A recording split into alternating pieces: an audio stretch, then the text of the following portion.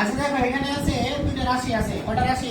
দুইটা। এই যে একটা রাশি, এটা একটা রাশি। হ্যাঁ, এই অংশটা বলা হয় কি? ভাজক। ভাজক। আর এটা হচ্ছে বাহ্য, তাই না? ভাজক। এখন এই অংশ দ্বারা এই অংশটা কি করতে হবে? ভাগ করতে হবে, তাই না? ভাগ করার সময় তুমি দুটা জিনিস মাথায় রাখবা। একটা জিনিস হলো যে এখানে যে প্রথম পদটা আছে, এই রাশির প্রথম পদ এবং এই রাশির প্রথম পদ, তোমার কাজ হচ্ছে একটা পদ আগে মিলাইয়া দেওয়া। যখন তুমি একটা পদ মিলাইতে পারো, বাকিগুলো যায় আসুক আসতে থাক, এগুলো তোমার মাথায় ব্যথা নাই। একটা সময় সিস্টেমে গেলে দেখবা টোটালি মিলে গেছে, ঠিক আছে? তাহলে তুমি যদি এখানে x কিউব আছে, এখানে কয়টা আছে? 1। তাহলে এই ভাগফলটা এখানে কত দ্বারা গুণ করতে হবে, বা এটা যেটা দ্বারা আগে ভাগ করে দেখবা কত হয়। ধরো এইখানে ধরো আছে x কিউব, আর এখানে কত আছে? x। x দ্বারা এটাকে ভাগ করবা নাকি? এই x দ্বারা এই অংশটাকে ভাগ করলাম, তাহলে x এখানে কয়টা আছে? 3টা না? দুইটা। একটা ভাগ করলে কয়টা থাকে? 2টা। এটা কিভাবে ভাগটা করলে? x কিউব আছে মানে x * x * x নাকি? হইছে? তাহলে একটা x কাটা গেলে কয়টা থাকে? 2টা। এটা আছে x স্কয়ার। ক্লিয়ার হইছে? আচ্ছা, তাহলে এইখানে ভাগফলটা কত হলো? x স্কয়ার হলো। এই জায়গার মধ্যে x স্কয়ার লিখে দিলাম। ক্লিয়ার? এখন এইখানে এটা যদি গুণ করো তাহলে কত হয়? x cube. আর এখানে আছে মাইনাস নাকি? এখানে কি আছে?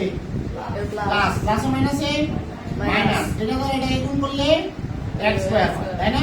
এখন যখন বিয়োগ করবা, বিয়োগ করলে বীজগণিত রাশি কি হয়? নিচের পদগুলোর চিহ্ন পরিবর্তন হয়। তাহলে এখানে এরকম মাইনাস, এখানে কি প্লাস। প্লাস। প্লাস আছে, মাইনাস হবে, মাইনাস থাকলে প্লাস হবে, এই তো? তাহলে এখন এটা কিন্তু এই অংশ কি বাদ, এটা বাদ, ঠিক আছে? আচ্ছা, তাহলে এখানে কি আছে? x স্কয়ার আছে না?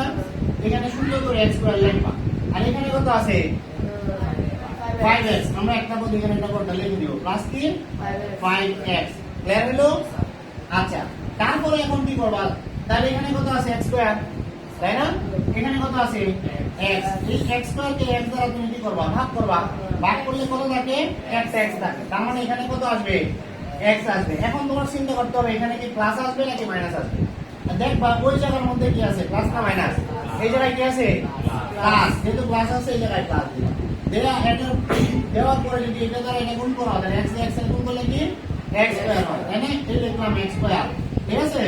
এই লিখলাম কি x স্কয়ার। আবার প্লাস মাইনাসে মাইনাস। x দ্বারা যদি 1 এর গুণ করে কি হয়? x হয়, তাই না? এখন চিহ্নগুলো কি করবা? পরিবর্তন করে দিবা। তাহলে ওইখান থেকে একটা, এটা এখানে x স্কয়ার একটা, এখানে x স্কয়ার একটা, এটা বাদ। আর এখানে কি আছে? 5x। এখানে কি আছে? x। কত হইলো? 6x। দুটো যেহেতু যোগ আছে, একরকম চিহ্ন হইলে যোগ করবা। বিয়োগের চিহ্ন থাক আর যোগের চিহ্ন থাক, ঠিক আছে? যোগ করে নামায় দিবা। যেহেতু বড় সংখ্যার আগে যে চিহ্ন এই চিহ্ন বসাই দিবা, সবার সামনে প্লাস বসানোর দরকার নাই। তারপর আরেকটা পদ বাকি আছে না? ওই পদটা এই জায়গায় কি করবা? নামায় দিবা। এখন এই যে অংশটা আছে এটাকে এই এক দ্বারা ভাগ করবা। তাহলে 6x কে এক দ্বারা ভাগ করলে x স্কয়ার কত থাকলো? 6 থাকে, তাই না? তাহলে এটাকে কি দ্বারা কি লিখতে হবে বলে ধরো 6 লিখতে হবে। এটার সামনে কি আছে? প্লাস না?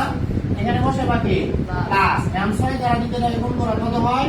6x। প্লাসে মাইনাসে কথাই কেউ বলতে পারে না, তাই না? হ্যাঁ, এটা কেন বলে গেছো? না বুঝতে বলবা।